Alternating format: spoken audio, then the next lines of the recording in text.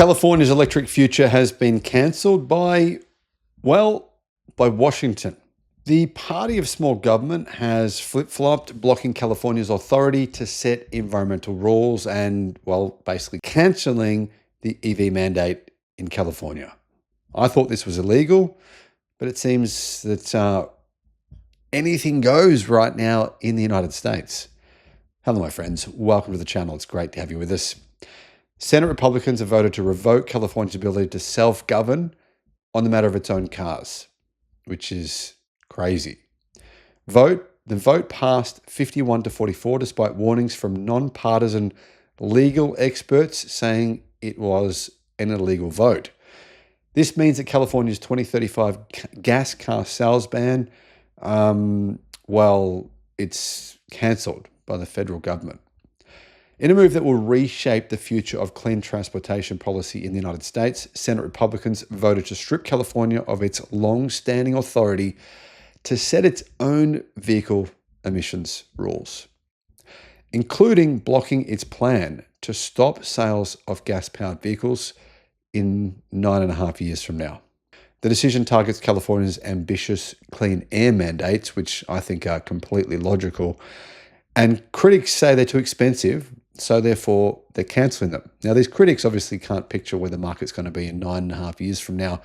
So, a lot of people do lack the ability to see things into the future. I find this a fairly common thing that happens on social media. A lot of people who comment, they'll comment on a future thing. They'll say, people will be talking about something into the future, and their minds are only capable of seeing yesterday. And it's very, very common that I find that people do this. Do you guys find that as well? Let me know if you notice this.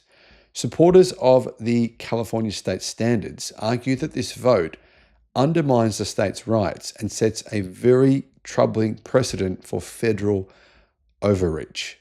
And I completely agree with this claim. California has long set its own rules regarding air pollution standards. And let's be fair, California has the 5th largest economy in the world. It's a country unto itself in some ways.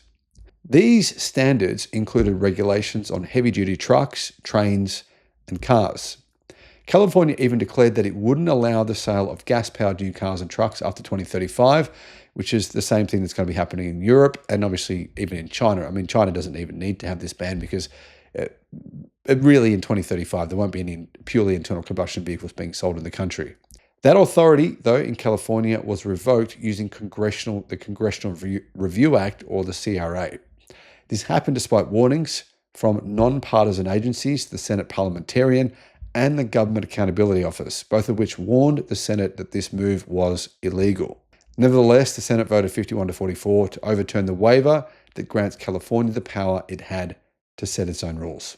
This is a huge move because California, by itself, says Car Scoops, equates to the 4th largest economy in the world. So actually, it's not the 5th, it's now the 4th largest. Automakers have largely followed California's guidance on emissions to keep selling cars there. Several states have also taken up the same standards. Now, while all of that is in question, or all of that might have been cancelled, as Donald Trump's signature will axe the waiver for good. Unless someone else can come in after Trump and revoke this, but that seems potentially unlikely.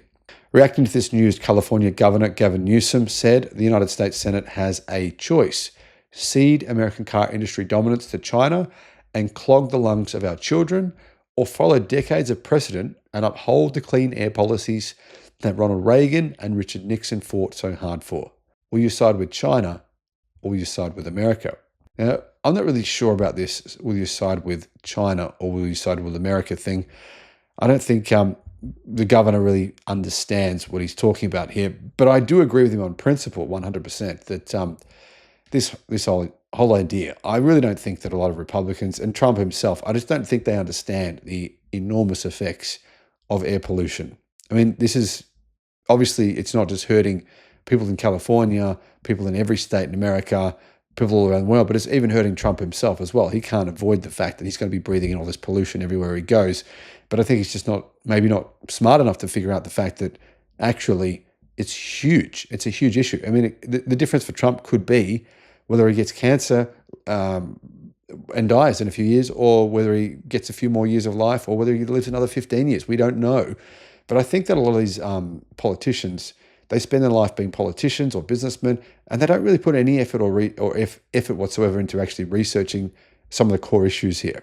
And that's what I think politicians should be required to do. They should be required to have some level of education about the rules that they make. Like, it seems like they can make rules about things that they just don't understand the logic behind those. Why did California put these rules in place? Why did they do it? I mean, was it just simply to be annoying, or just simply to make a rule?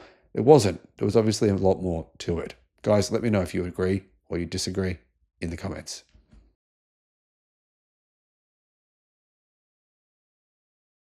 Guys, you can now buy an Xpeng G6 here in Australia, and it's a good car. I just had a good look at one in China. I looked at the interior, the exterior. You guys know I know what the batteries are. Should you buy one?